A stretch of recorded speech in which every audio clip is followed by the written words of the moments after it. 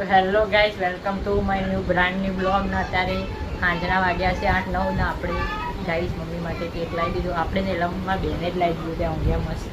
Guys એ cake લાવી તમને બતાવીએ. આમ તો સરપ્રાઈઝ રહ્યા હતા પણ સરપ્રાઈઝ ખરાબ થઈ ગયું. જુઓ ગાઈસ, અંદર મૂકેલી કેક જુઓ ગાઈસ.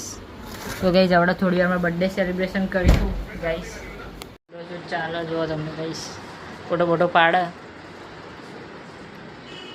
તો ફોટો શૂટ કરે ત્યારે આઈડીમાં મૂકવા માટે એમને.